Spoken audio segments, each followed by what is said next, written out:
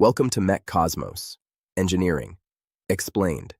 At 3,000 feet above the ground, a pilot pulls back on the stick. The aircraft pitches up violently.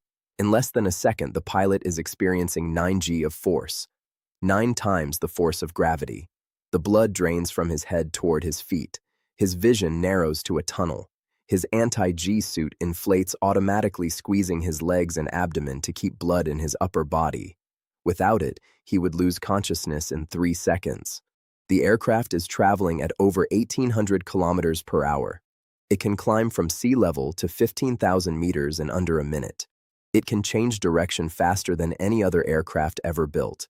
It carries weapons capable of destroying targets 100 kilometers away, and it is controlled by a pilot who is simultaneously managing the aircraft systems, weapons navigation communications, and the threat environment around him while experiencing physical forces that would incapacitate an untrained person in seconds. The modern fighter jet is the most capable and most demanding flying machine ever created.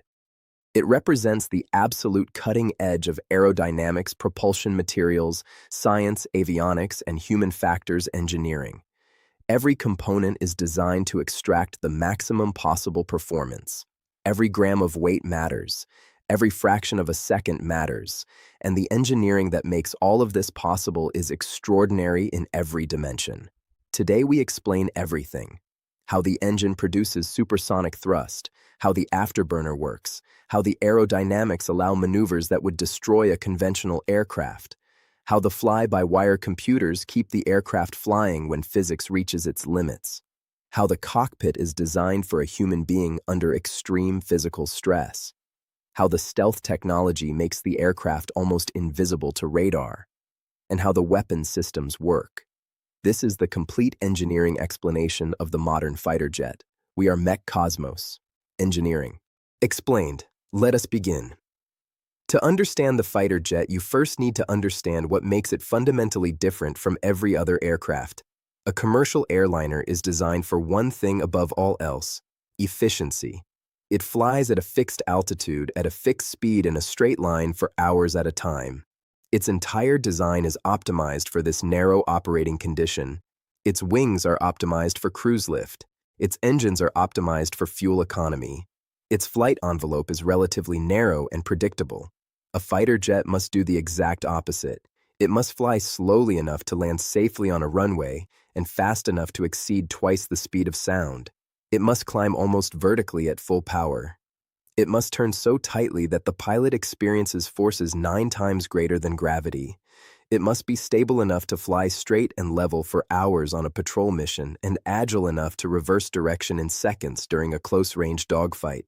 It must operate at sea level in dense warm air and at 2,000 meters in air so thin and cold that a conventional aircraft could not generate enough lift to survive.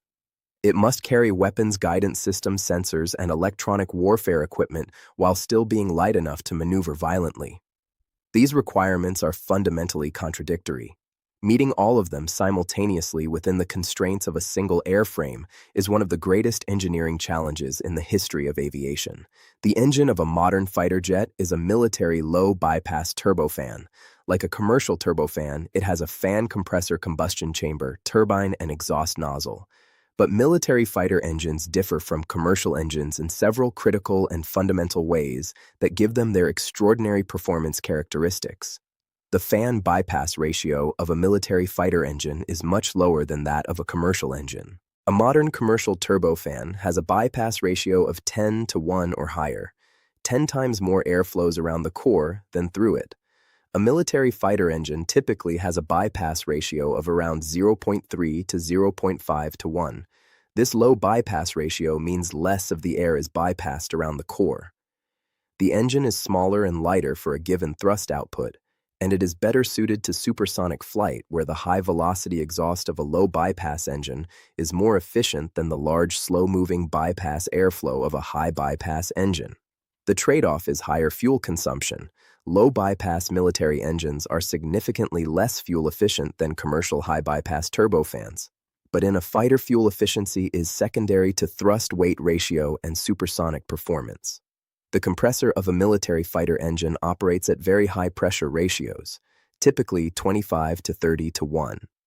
The air entering the combustion chamber is compressed to 25 to 30 times atmospheric pressure. The turbine inlet temperature is pushed to the absolute limit of what the materials can withstand, typically around 1700 to 1900 degrees Celsius in the most advanced engines. Achieving these temperatures requires the same single crystal nickel superalloy turbine blades with internal cooling channels and film cooling that we discussed in our jet engine video. Every generation of military engine pushes these temperatures higher as materials science advances, because higher turbine inlet temperatures mean more energy available to produce thrust. The most important difference between a military fighter engine and any commercial engine is the afterburner. The afterburner, also called the reheat system, is a section of the engine located between the rear of the turbine and the exhaust nozzle. Understanding why it exists requires understanding something about the combustion process in the main combustion chamber. In the main combustion chamber, only around 25 to 30% of the air that passes through the engine is actually used for combustion. The remaining 70% is used for cooling the combustion chamber walls and for diluting the hot combustion gases before they reach the turbine to keep temperatures within survivable limits for the turbine blades. This means that the exhaust gases leaving the turbine still contain a large amount of oxygen, unburned air that has simply passed through the engine without participating in combustion. The afterburner exploits this unused oxygen. A ring of fuel injectors around the afterburner duct sprays additional fuel into the hot oxygen-rich exhaust gas stream. The temperature of the exhaust gas, typically around 600 to 700 degrees Celsius leaving the turbine, is more than sufficient to ignite the fuel spontaneously without a separate ignition source once the afterburner is lit. The fuel burns in the afterburner, raising the temperature of the exhaust gas dramatically, from around 700 degrees Celsius to over 1700 degrees Celsius in full afterburner. This massive temperature rise causes the exhaust gases to expand dramatically and exit the nozzle at much higher velocity, producing a large increase in thrust. A typical military afterburner increases thrust by 50 to 70% above the engine's dry thrust, its thrust without afterburner. Some engines achieve even greater afterburner thrust augmentation. The afterburner produces the characteristic long bright flame visible at the exhaust of a fighter jet at full power. This flame is not waste, it is the combustion process in the afterburner itself. The distinct diamond shock patterns visible in the exhaust plume, called shock diamonds or Mach diamonds, are caused by the interaction between the supersonic exhaust jet and the surrounding atmosphere, creating a series of shock waves and expansion waves that compress and expand the gases in a repeating pattern. The penalty for the afterburner's dramatic thrust increase is an equally dramatic increase in fuel consumption. An engine in full afterburner burns fuel at 2 to 3 times the rate of the same engine at maximum dry thrust. The fuel consumption in afterburner is so high that the aircraft's fuel tanks can be emptied in minutes at full afterburner. This is why afterburner is used only when absolutely necessary, for takeoff in high-performance demonstrations, for supersonic acceleration, and during combat maneuvering. Cruise and patrol are always conducted in dry thrust to conserve fuel. The variable geometry exhaust nozzle is another critical component of the military engine that has no equivalent on commercial aircraft. The nozzle must change its geometry dramatically between dry operation and full afterburner operation. In dry operation, the nozzle closes to a relatively small throat area. In full afterburner, the nozzle must open wide to accommodate the greatly increased volume of the hot expanded afterburner exhaust. The nozzle is controlled automatically by the engine management system and transitions between its settings in fractions of a second. Some advanced nozzles, thrust vectoring nozzles, can also deflect the exhaust flow up, down, or sideways, providing direct control of the aircraft's attitude and adding a powerful additional dimension to the aircraft's maneuverability that we will discuss later. The intake of a military fighter engine is as carefully engineered as the engine itself.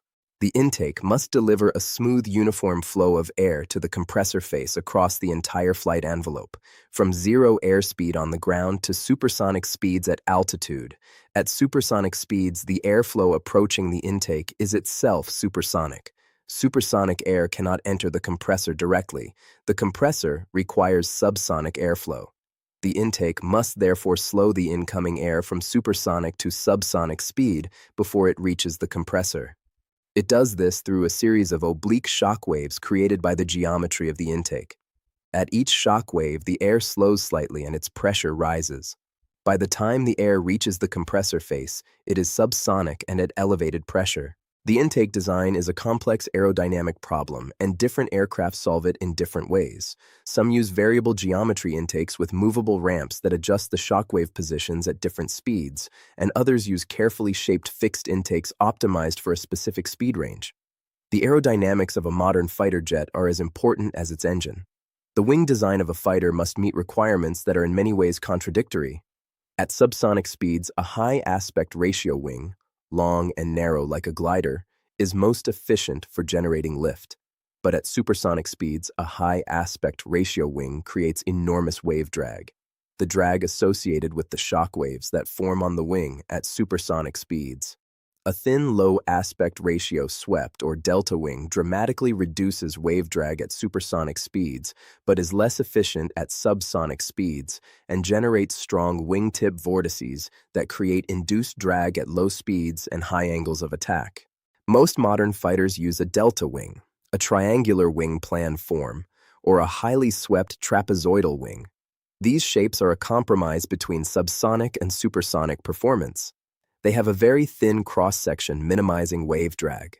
The sweep delays the onset of compressibility effects as the aircraft approaches the speed of sound. The large root chord, the depth of the wing at its root, provides a large internal volume for fuel, and the large wing area relative to the short span provides sufficient lift at low speeds for takeoff and landing. Many modern fighters, including the Eurofighter Typhoon and the French Rafale, use canards, small additional wings mounted ahead of the main wing near the nose. Canards provide several aerodynamic benefits. They generate additional lift at the front of the aircraft, improving pitch maneuverability. They interact beneficially with the main wing at high angles of attack, improving the lift generated at low speeds. And they contribute to the deliberate aerodynamic instability that makes the aircraft so agile. The concept of relaxed static stability, also called aerodynamic instability, is one of the most important ideas in modern fighter design. A conventional aircraft is designed to be inherently stable. If disturbed from its flight path, it naturally tends to return to that path without pilot input. This stability is reassuring and makes the aircraft easy to fly, but it also means the aircraft resists rapid changes in attitude. Stability and agility are in direct opposition. The more stable an aircraft is, the less agile it is. A relaxed stability fighter is deliberately designed so that its center of gravity is ahead of its aerodynamic center, the opposite of a stable aircraft. In this configuration, the aircraft is naturally unstable. Any small disturbance causes the aircraft to diverge from its flight path rather than return to it. Left to itself, a relaxed stability fighter would tumble and fall within fractions of a second. But this instability is precisely what gives the aircraft its extraordinary agility. Any small control input produces an immediate and powerful response because the aircraft is already on the verge of departure. The aircraft changes attitude almost instantaneously. A human pilot cannot fly an unstable aircraft alone. The pilot's reaction time is measured in tenths of a second. The unstable aircraft diverges from its flight path in hundredths of a second. The pilot is simply too slow to provide the continuous corrections needed. This is where the fly-by-wire flight control system is not just helpful, but absolutely essential. It makes the aircraft flyable at all. The fly-by-wire flight control computer, the FCS, runs at speeds of several hundred cycles per second. It continuously monitors the aircraft's attitude rates of rotation accelerations and control surface positions. When the pilot moves the stick, the FCS does not simply deflect the control surfaces proportionally. It calculates what the pilot wants the aircraft to do, interprets this as a desired flight path or attitude rate, and then commands the control surfaces to achieve this result as quickly and precisely as possible, while simultaneously applying the continuous small corrections needed to keep the unstable aircraft from departing controlled flight. The control surfaces available to the FCS on a modern fighter are numerous. Conventional ailerons on the wings control roll. The elevator or stabilator, a fully moving horizontal tail surface, controls pitch. The rudder controls yaw. Many fighters also have leading edge flaps that extend automatically during maneuvering to improve the wing's lift characteristics at high angle of attack. And some aircraft, including the F-22 Raptor and the Russian Su-35, have thrust vectoring nozzles. A thrust vectoring nozzle can deflect the engine exhaust up to 20 degrees in any direction. This directly changes the direction of the thrust force, providing a powerful pitching or yawing moment that is independent of airspeed.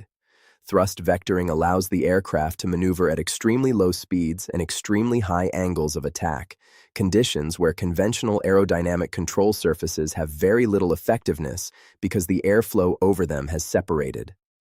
An aircraft with thrust vectoring can point its nose in almost any direction regardless of which way it is actually moving through the air, a capability that provides an enormous advantage in close-range combat. The structural requirements of a fighter jet are extreme. During a 9G maneuver, the aircraft structure must support 9 times the normal weight of the aircraft and everything attached to it. A weapon weighing 100 kilograms effectively weighs 900 kilograms during a 9G turn. Every structural member, every fastener, every joint must withstand these loads repeatedly throughout a service life that may span thousands of flight hours. Fighter aircraft use a combination of high-strength aluminum alloys, titanium alloys, and carbon fiber composite materials. Carbon fiber composites offer extremely high strength-to-weight ratios. They can be stronger than steel at a fraction of the weight. Modern fifth-generation fighters like the F-22 use carbon fiber composites for the majority of their structural components, achieving a significant weight saving compared to an all-metal structure. The cockpit of a modern fighter jet is one of the most technologically demanding environments ever created for a human being. The pilot sits in a reclining seat, typically reclined at 30 degrees from vertical.